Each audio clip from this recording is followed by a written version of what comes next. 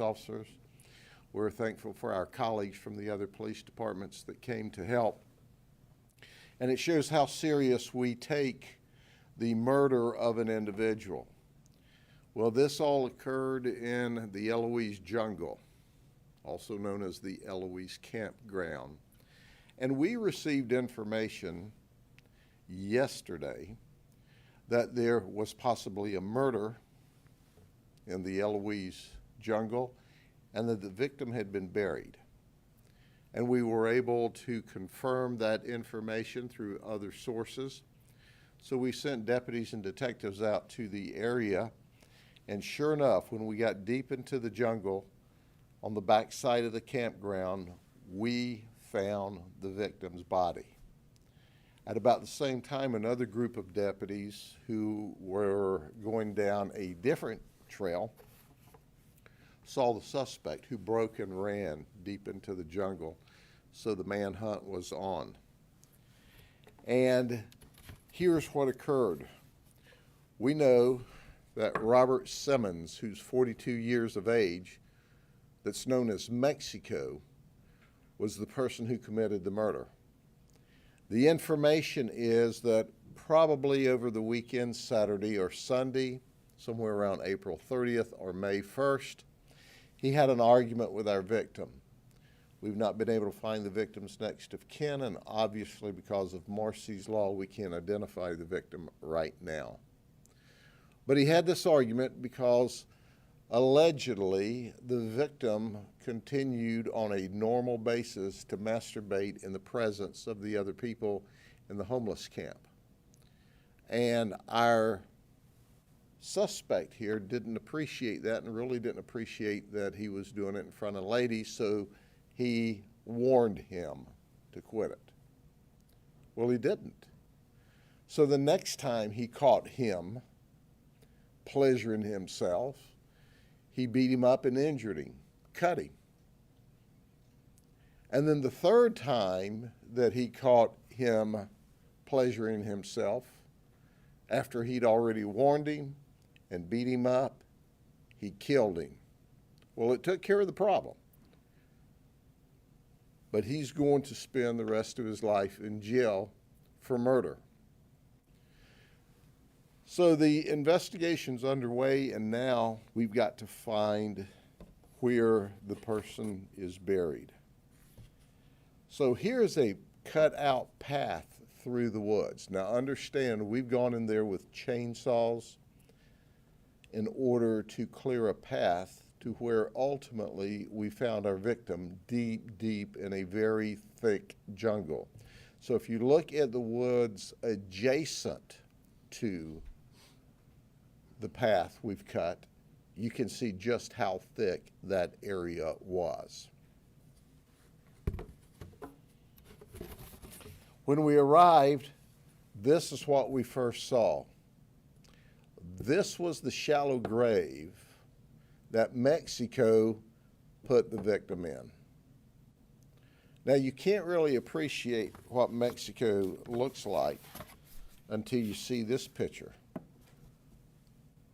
This is one bad hombre. He's mean. He's been to prison 4 times. He's got a lot of criminal charges, everything from misdemeanors to felonies to violent felonies. And he put our victim in this grave.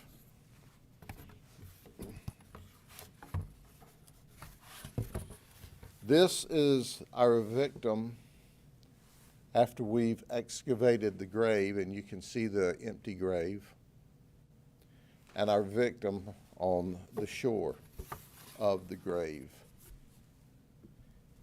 Our victim is no saint either. Our victim has been to prison 8 times, double the amount that our suspect has. He has 33 previous felonies and 35 misdemeanors, where our suspect has 4 prison trips, 16 felonies, and 4 misdemeanors. And Mexico, known as Robert Simmons, is currently on probation. Interestingly enough, Both of them are members of gangs. Neither of them are in the same gang, nor did this fight occur because they were gang members. In fact, the fight happened because Robert Simmons didn't like the conduct of the victim. So last night we searched all through the night.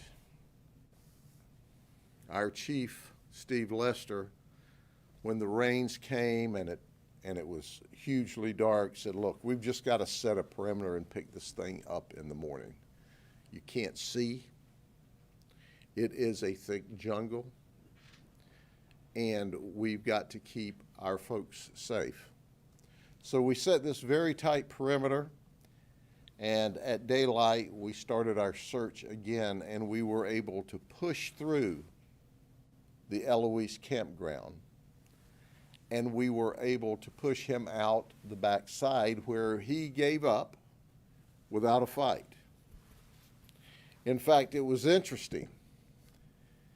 He told the deputy on the perimeter, I've had enough of this.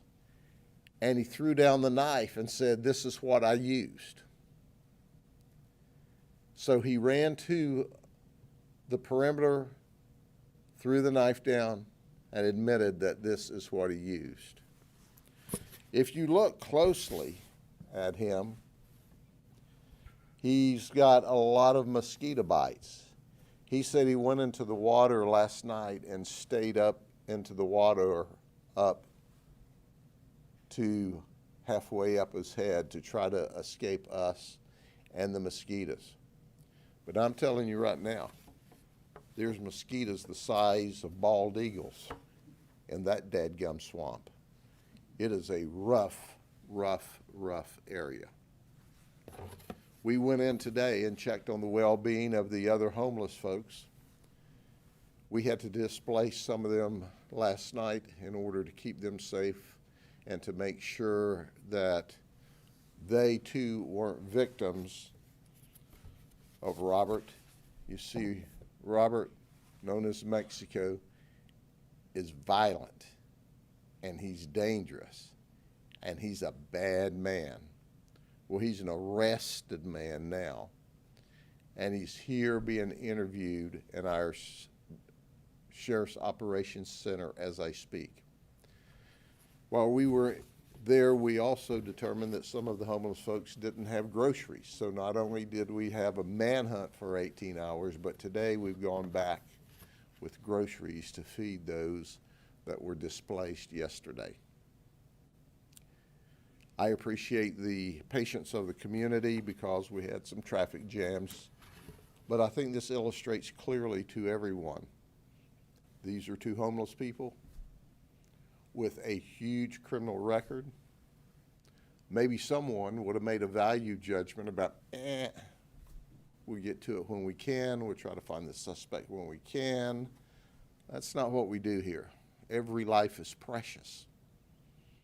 Every life is valuable.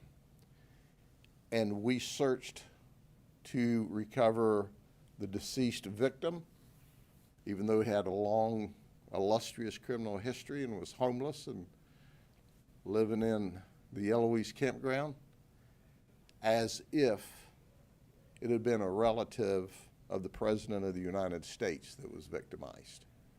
And we looked for the suspect with the same energy and enthusiasm as if he had hurt a relative of the President of the United States as opposed to a homeless person. Because you know what? We don't make value judgments on life. We just help where we can. And certainly we want to bring the people to justice for murdering this individual. Murder is never okay. It's never okay. Are there any questions? How did you find out about the homicide? We received multiple tips from people that heard about the homicide, heard about the violent event, and a homeless camp is a neighborhood, and people talk. And as a result, the people in the homeless camp, or what we call the Eloise campground, they want to be safe. They don't want this guy running around stabbing people with knives and killing them. So we had several people come to us and tell us that, in fact, he had murdered our victim and buried him in a shallow grave.